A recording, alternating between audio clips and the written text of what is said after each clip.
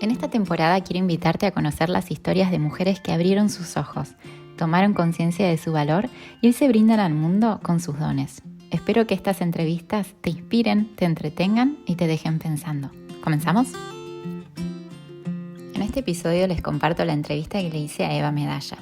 Eva es especialista en dirección creativa de marcas con alma capaces de enamorar en un instante. Ella es especialista en hacerte sentir y en enseñar a otras mujeres especialmente a que hagan lo mismo con sus marcas. Te invito a escuchar esta hermosa entrevista en la que recorremos su historia laboral, unimos puntos y descubrimos sus talentos, que hoy brinda al mundo. Bienvenida, Eva. Muchas gracias, Ceci. ¿Cómo estás? Bien, bien. Bueno, te quiero decir que te pedí esta entrevista porque sos una de esas mujeres que yo siento que descubrieron su magia. Vos sabés exactamente lo que te enciende y además encontraste la forma de compartir eso y ayudar a otras mujeres. Entonces, me gustaría que empecemos por contar qué haces hoy y después te voy a hacer algunas preguntas para que volvamos al principio de tu historia y recorramos algunos momentos importantes para que se entienda que esto no pasa de un día para el otro, sino que recorriste un camino hasta que llegaste aquí. Entonces, si te parece, empecemos por ahora y contame qué haces ahora. ¿Quién es Eva Medalla? ¿Qué se dedica? Bueno, ¿qué hago?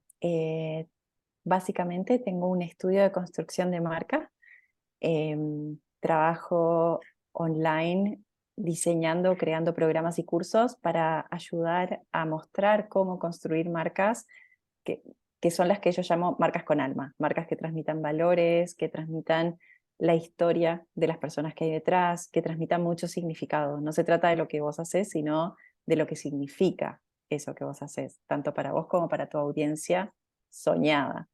Entonces ayudo mucho a que se conecten con su esencia, que comprendan lo que es. A veces no es fácil verla, está muy a flor de piel, entonces es difícil definirla para muchos. Y sobre todo que definan su audiencia soñada, que es la gran decisión cuando construís una marca. Para muchos hay que descubrirla y para mí hay que definirla. Eh, Así que hacemos eso y desde el estudio trabajo tanto yo como a veces en equipo, en ayudar a mostrar cómo comunicar mejor para que la marca enamore en un instante, desde la comunicación visual, o sea, que la persona, que esa audiencia abra las puertas de su mente y de su corazón para recibir a esa marca, o sea, que se interese, que lea lo que tiene para decir, que escuche lo que tiene para decir. Para que eso pase de verdad, primero la marca tiene que seducir, tiene que enamorar, lo que yo, para mí es como amor a primera vista. Y ahí la persona se interesa y bueno, y se mete en ese universo y se da cuenta que el universo de la marca es parte del universo de su vida. Es hermoso, es hermoso. Tengo el placer de verte trabajar de cerca y es realmente muy hermoso cómo lo haces. Contanos un poquito exactamente cómo lo haces, porque tenés tus clientes uno a uno y también tenés creativa. Contanos un Tengo poco creativa. estas dos opciones, cómo trabajas.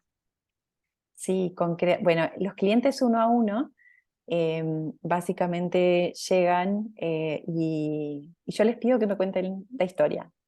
Es como, primero, ¿en qué estás? Me cuentan en qué están, me cuentan lo que está pasando con su marca. Y ahí empiezo, bueno, ¿y cómo empezaste? ¿Y qué hacías? Y vamos como a lo largo de su vida. Y ahí se empiezan a asomar los valores fundamentales de la persona, que son esos valores donde la persona no tranza. Es bien interesante eso, porque muchas veces en los procesos de marca te preguntan, bueno, ¿cuáles son los valores de la marca? Y son muy generales, pero en la historia de la persona saltan esos detalles y esos valores donde la persona no tranza. Es como ahí de verdad se ve la esencia. Y eso es lo que tratamos de plasmar en la marca, porque es lo que va a hacer que esa marca sea única realmente. Y ahí esos son los momentos en que la marca no cede. Ahí de verdad se nota como su personalidad, es cuando Claro. cobra vida. Cuando tenemos eso claro, vamos a la audiencia y empezamos a definir la audiencia, a soñarla, muchas veces primero con imágenes, que es más fácil que con palabras. Y yo tengo una visión muy editorial, como muy, muy cinematográfica, si se quiere. Entonces me mostrás una foto de una persona y nada, en un segundo yo ya veo toda su vida. Es como, entonces para mí, a medida que fui desarrollando esa habilidad, es muy fácil ver audiencia. Entonces, a veces en 2 horas podemos definir toda una marca, su esencia y su audiencia. Ese es el trabajo 1 a 1. Creativa es un programa, nació, era un gran sueño. Yo siempre soñé con potenciar las marcas latinoamericanas. Yo viví en Canadá y cuando llegué a Canadá hace muchos años, como que no se sabía nada de Latinoamérica, fue pre-globalización, pre-internet masivo. Y siempre tuve como esa inquietud por potenciar marcas latinas, sabiendo lo que había atrás. Y en mi camino el interés fue dándose mucho más hacia mujeres, ayudar a mujeres a construir esas marcas, a mujeres a expresarse, a ganar independencia económica, independencia muchas veces emocional, porque cuesta tomar decisiones sola, pila de veces por un tema cultural. Y así nace Creativa, que es un programa de dirección creativa de marcas con alma, donde se sumergen en este proceso. Les muestro cómo lo hago, o sea, ellas mismas empiezan a entender cómo hacerlo, sobre todo para ser muy dueñas de su marca. Yo veía que la gente contrataba agencias, contrataba especialistas, y hacían lo que querían con sus marcas y ellos no sabían por qué. Era como que tenían que hacer caso ciego, y muchas veces me decían, esto no es, a mí me hace un ruido terrible, pero ellos son los expertos. Y yo decía, no hay Esto de nadie más claro. delegar el poder, ¿no? Total, y yo es como, no hay nadie más experto en la marca que la persona que está detrás de la marca. Esa es la persona que conoce a la audiencia, al cliente, que sabe lo que cuesta hacer las cosas. Muchas veces la agencia no tiene idea de dónde están esos puntos, como es los desafíos de esa marca. Entonces en Creativa nos sumergimos en eso, y no solo eso, sino que es un proceso donde buscamos hacerlo de una manera que al mismo tiempo toma muy en cuenta la vida de esas mujeres. Entonces se convierten en directoras creativas, no solo de su marca, sino de sus vidas. Y lo hacemos en grupo, lo hacemos en comunidad, lo hacemos juntas. Entonces al mismo tiempo se construye una red de aliadas increíble, donde están todas para todas, donde la pregunta de una es la pregunta de todas, y donde los logros de una son los logros de todas. Claro, Así que eso es totalmente Creativa, potenciador, potenciador. Bueno, entonces, total. acá estás hoy, pero vamos bien, bien, bien para atrás. Y vos fuiste parte de una serie de entrevistas que hice para uno de nuestros grupos de Mastermind. Y sabes que hay una pregunta que yo hacía que me gusta también traer aquí hoy. Y es si cuando eras chiquita tenías alguna vocación o un deseo muy marcado de dedicarte a algo, de chiquita.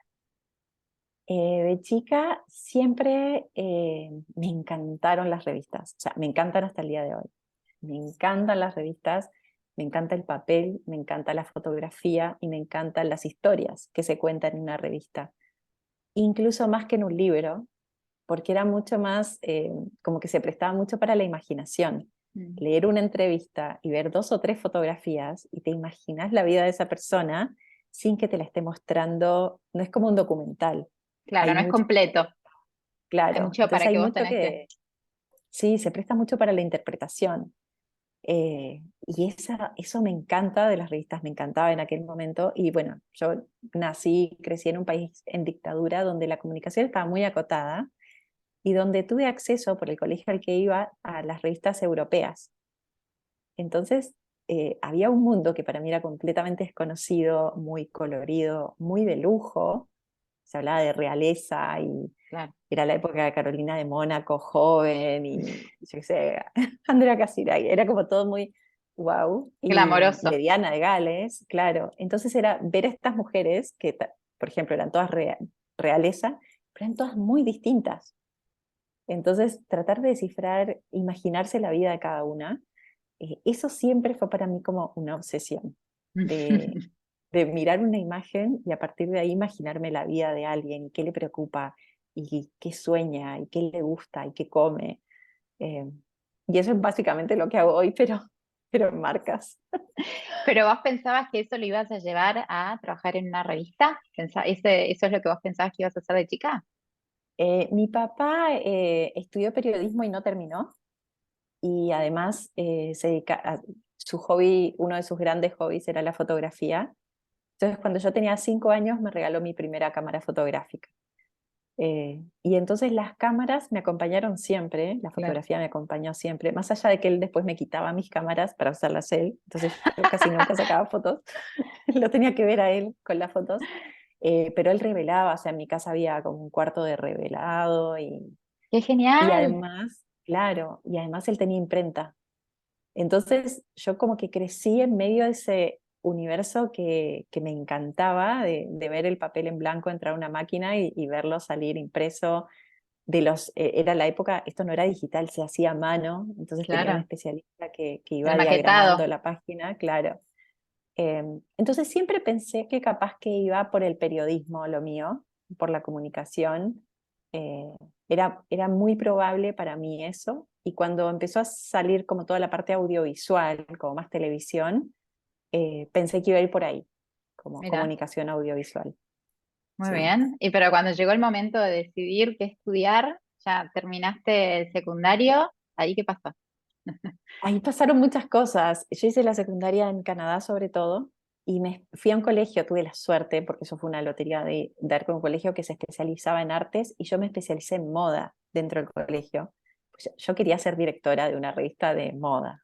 O sea, ese era como mi gran sueño, era ser obviamente editora de Vogue. Y, pero claro, vivía en Canadá y ahí surgió el venirme a Uruguay, donde, o sea, cero posibilidad de nada de eso. Ahí cambié de carrera, estudié psicología 2 años y algo en Uruguay, con la suerte de que entré a psicología en un programa piloto que era especializar, la opción de especializarte en sociología de la moda. Mm. Y ahí entré como a especializar en todo el significado, o sea, todo lo que yo veía de chica, dije, "Ah, no puedo creer que hay una disciplina para esto y que se puede estudiar". Y después me cambié de psicología a periodismo y terminé periodismo, egresé de periodismo en Chile.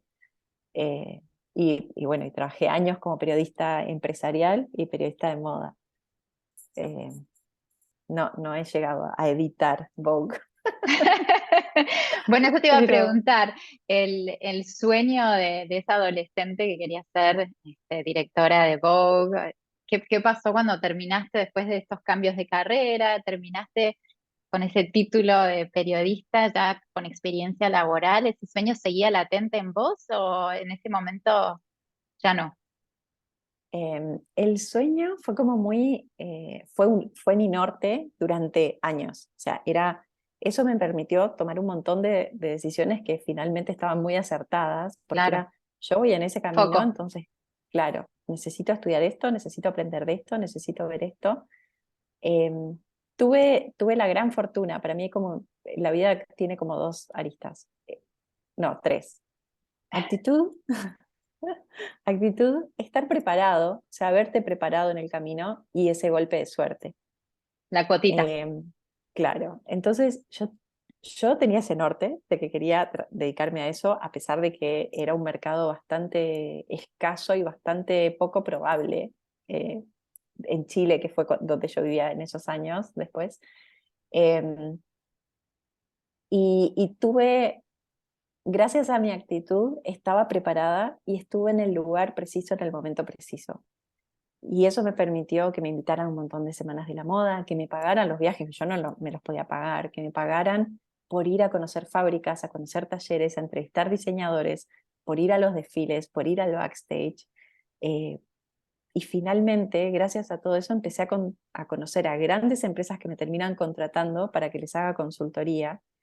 Entonces me formé en gran parte con los mejores, porque muchos de los periodistas internacionales son también académicos o conocen a muchos académicos. Entonces me decían qué libros leer, a quién entrevistar. Yo aprovechaba de ser periodista para entrevistar a alguien y hacerle preguntas que en realidad eran más académicas que otra cosa. Eh, entonces me fui formando así. Y cuando llegó un golpe de suerte en donde me ofrecen la posibilidad de ser parte del staff de Vogue, No te eh, creo. Llegó ese momento y ¿qué claro, llegó hiciste? ese momento y yo acababa de decidir que ese no era mi norte. Había Y cambiado. claro, era como, yo decía, está todo bien con las revistas y con lo que comunican, pero yo siento que en este momento no están comunicando lo que para mí es importante y siento que hay mucha gente que necesita mucha ayuda. O sea, la competencia es feroz, la competencia con los grandes es feroz, o sea, es David y Goliat, y las revistas están ayudando y Mm. necesitan ayuda desde otro lugar. Y en el momento que decidí eso, entré a un desfile, me senté, al lado mío se sienta alguien, me pasa su tarjeta y me dice, escuché de vos, quería trabajar contigo, y fue como, ay, no, gracias. O sea, fue el momento en que alcanzaste el sueño y en realidad lo dejaste ir y te abriste Sí, a un nuevo sí, mundo.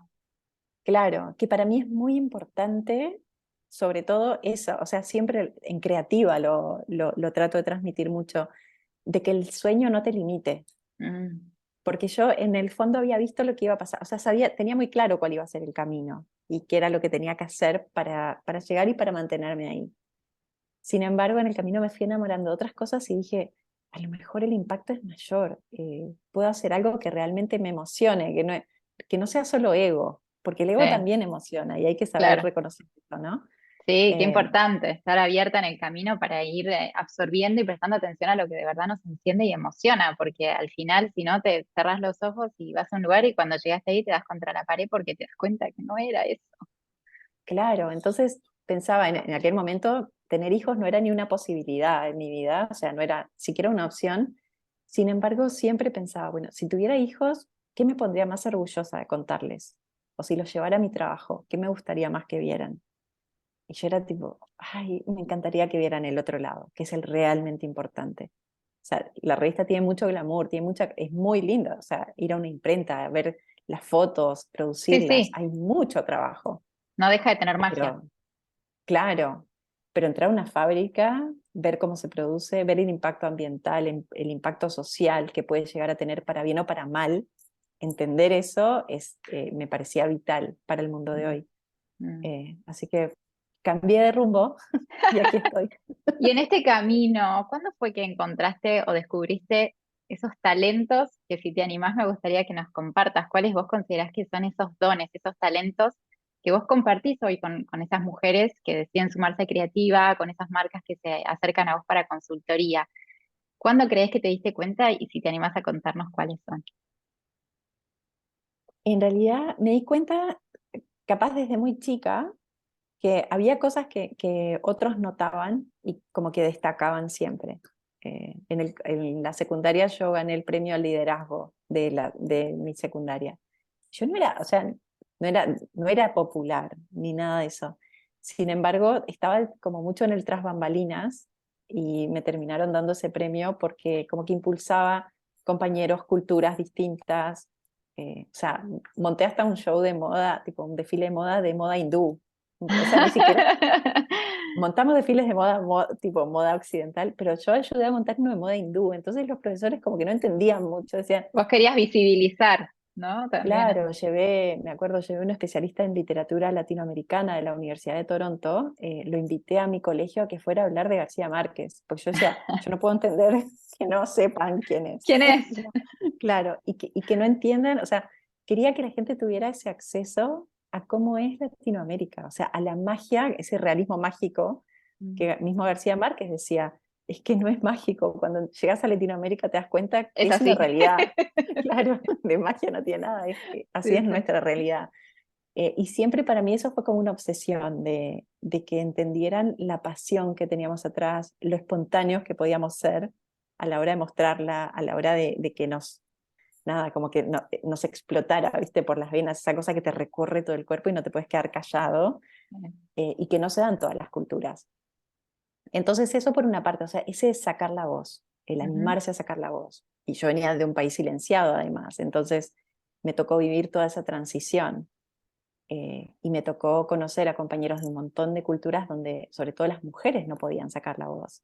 Me Claro. tocó ver a mi mamá sin poder sacar su voz.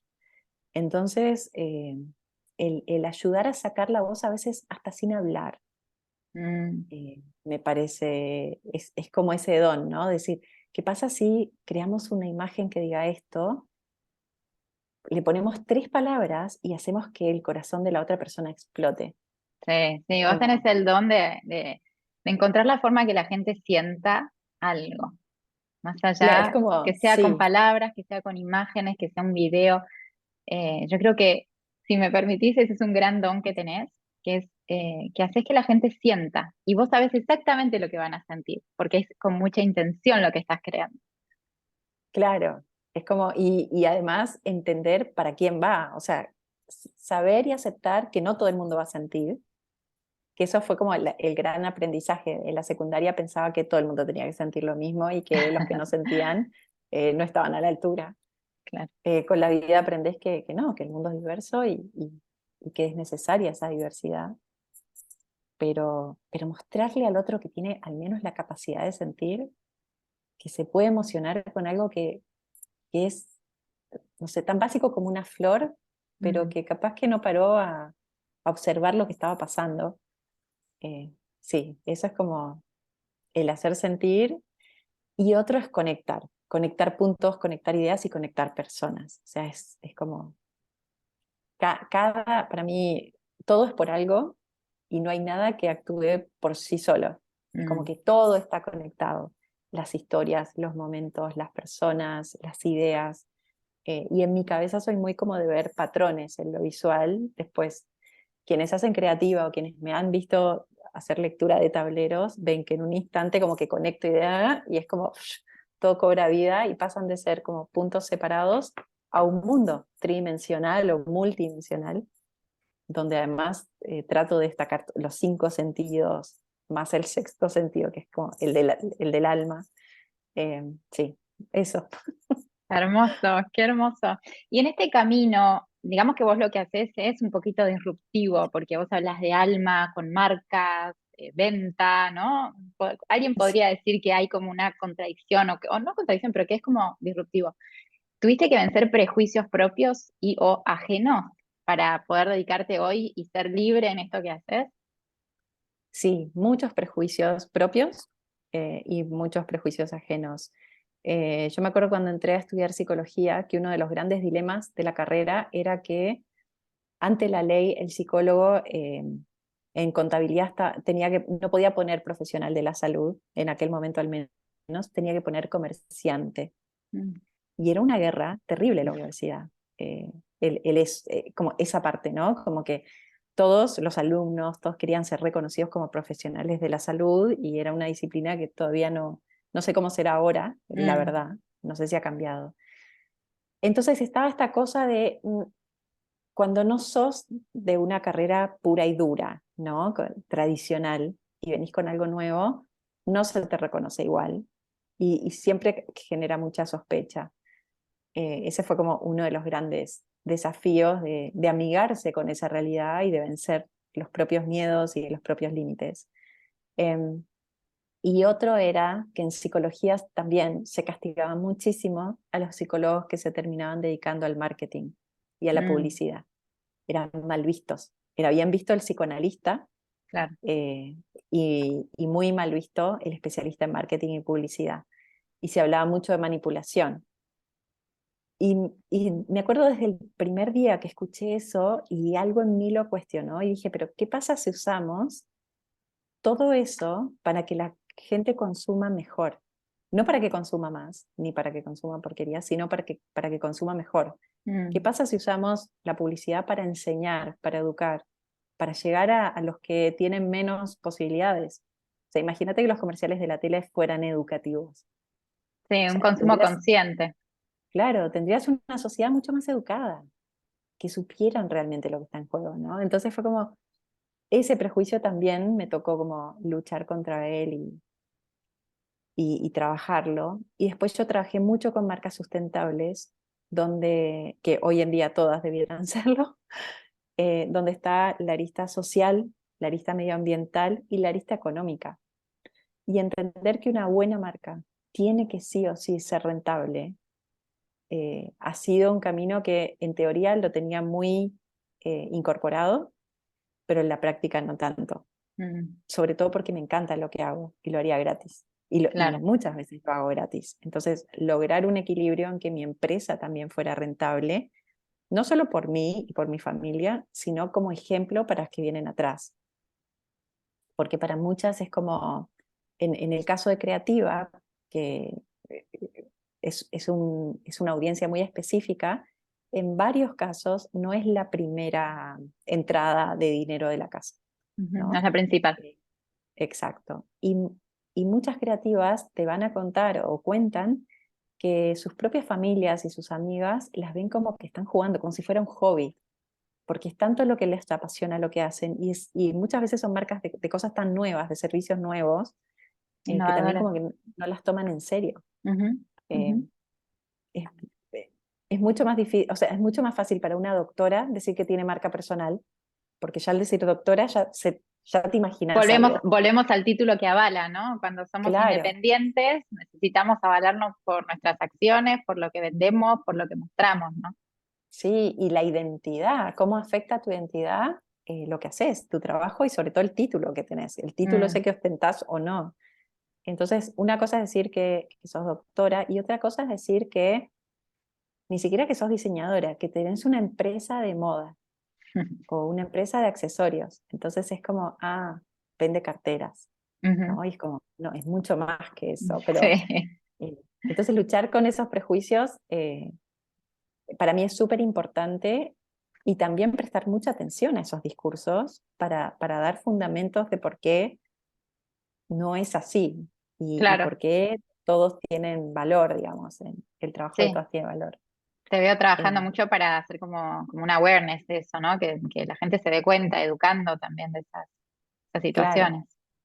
sí, porque muchas veces, o sea, y nosotras, que yo que trabajo tanto en la comunicación visual, mi marido cuando me ve trabajando, Gastón, la mayoría del tiempo yo estoy con el celular. Entonces es difícil para él entender, comprender. Y eso es una parte muy importante de mi trabajo, porque él es ingeniero, o sea, viene de otro palo completamente diferente. Eh, y sin embargo, bueno, cuando uno entra a las plantas, a las fábricas y ve, bueno, ya es otra cosa. Pero Claro. cuando estás diseñando una placa con un mensaje, como estás haciendo cosas lindas, o sea, no sé si es trabajo. Entonces luchar con esos, hasta en mí misma, o sea, muchas veces me costó ponerle valor a esa hora, Qué porque difícil. yo también lo estaba pasando bien. Claro, era tipo, ¿esto es hobby o es trabajo? Pueden ser las dos cosas. Pueden ser las dos cosas. Exacto. Es lo ideal. Pueden ser O las sea, dos que cosas, trabajemos de lo que claro. nos enamora es lo ideal. Eva, y en este camino recorrido, ¿sentís que hubieron algunas personas que fueron claves para que hoy llegaras aquí? ¿Tenés mentores o alguien, un familiar o algunas personas que vos sientas que te impulsaron, que te ayudaron a pivotear, que te abrieron los ojos? Sí, he tenido grandes mentores, grandes colegas y grandes aliados a lo largo del camino.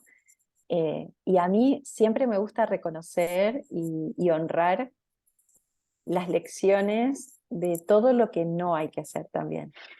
Que a veces sentimos que han sido los peores jefes, las peores experiencias, también te enseñan cuando estés en ese lugar un día, acordate muy bien que eso no se hace.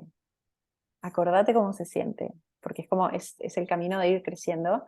Entonces he tenido muy buenos, excelentes mentores sobre todo lo que no hay que hacer, y he tenido la gran fortuna de tener grandes mentores muy inspiradores. Eh, He tenido mentores desde la pasión, o sea, mis padres, los dos por suerte, me enseñaron que dedicarse a lo que uno le apasiona puede ser un camino, que no es prohibido. Y siempre celebraron que sacara fotos, que escribiera, que imprimiera, que redactara, como que eso siempre lo han celebrado. Más allá que celebran mucho más que salga de repente en el diario en una foto, en una nota cualquiera, al trabajo que realmente hago. Pero bueno, eso pasa siempre, yo creo. Bueno, sí, cada cual Eh, tiene su escala, ¿no?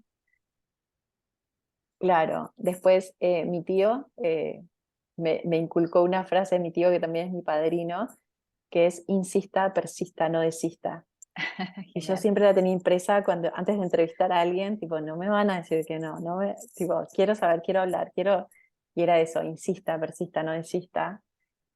Otro gran mentor que tuve fue mi suegro, que no era mi suegro en su momento, y que siempre, me acuerdo cuando él hablaba de la empresa una de las empresas que la había fundado, que decía, una obra no termina cuando se inaugura, ahí es cuando recién empieza, ¿no? Cuando cobra vida, cuando las personas la La habitan. viven.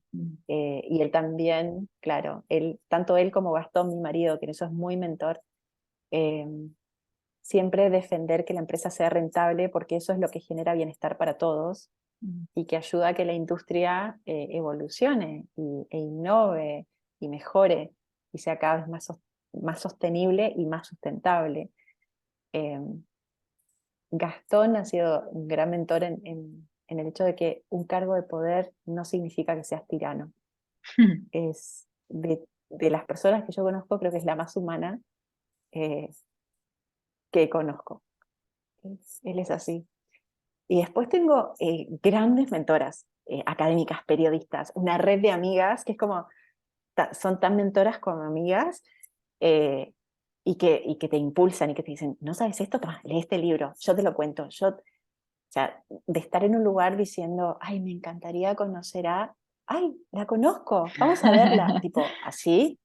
O sea, Carol García de Brasil, gran mentora, gracias a ella terminé trabajando también con Victoria's Secret y con todas sus marcas, y que conoce muy bien lo que es para mí el significado de la moda y de lo que hacemos.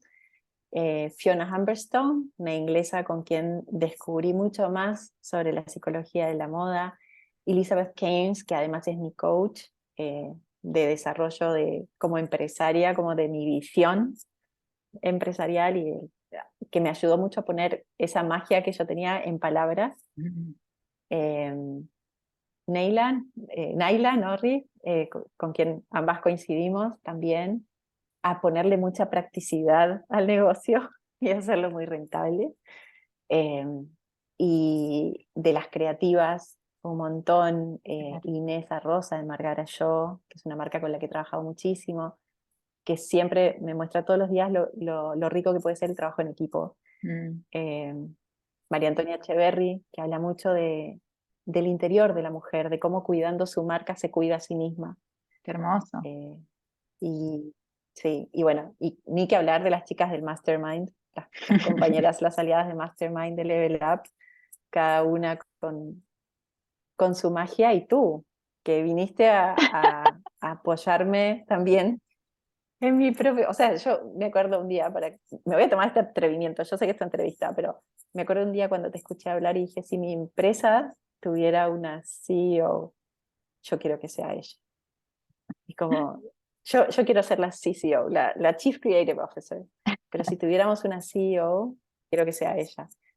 Por esa visión empresarial de, ok, la empresa puede ser amorosa, puede hacer algo espectacular, pero tiene que ser rentable y tiene que vender y no tiene por qué hacerlo de una manera agresiva, sino de una buena forma. Y fue como, al fin conozco a alguien que puede lograr eso que yo soñaba. Qué vergüenza. Así que, nada, te lo... No vale, no vale, no vale que me hagas sentirlo así. Bueno, muchas gracias. Estoy aprendiendo a decir gracias.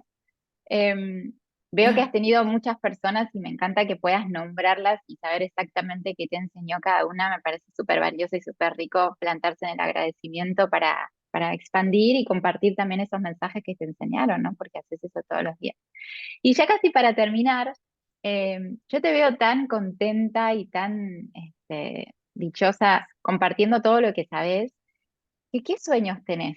¿Tenés más sueños para Eva Medalla Marca, para seguir expandiéndote o sentís que podés seguir así como estás? No, mil sueños. Está toda la parte editorial, los libros, que son un gran sueño. La parte de la red, me encantaría que, que, que se generaran más instancias de no solo estar todas conectadas, sino de poder reunirnos, muchas, de quienes formamos parte de los cursos, de los programas de creativa, de poder estar más juntas, poder impulsar sobre todo alianzas entre distintas profesionales y distintas empresas, distintos profesionales también, eh, más cursos, más clases, de repente más material de apoyo, sí, la empresa sobre todo eso. Y me encantaría como en algún punto, de repente publicar un libro o crear algo que honre a las mujeres de mi familia que vinieron antes, que Qué también belleza. son mucho más que mentoras y son como inspiración, son el motivo. Mis abuelas, mi mamá, mi tía, todas con sus distintas formas de ver el mundo, eh, como ayudar a cumplir los sueños que ellas no alcanzaron a cumplir en vida, Mm. pero que sembraron esas semillas y que ojalá mi hija, y bueno, y también mi hijo y sus hijos puedan seguir sembrando y construyendo y cosechando. Qué hermoso, una belleza, Eva. Bueno, muchísimas gracias por este tiempo, por esta entrevista. Espero que hayas estado cómoda. Voy a dejar en la descripción del episodio todos tus datos para quien quiera conocerte un poco más. Yo los invito porque es una belleza. El universo de Eva Medalla es hermoso, así que las invito a que te vayan a conocer un poco más. Y hasta acá llegamos. Nos despedimos. Muchas gracias. Bueno, muchísimas gracias, Ceci. Gracias por Besos. este trabajo que estás haciendo que es sublime. Gracias.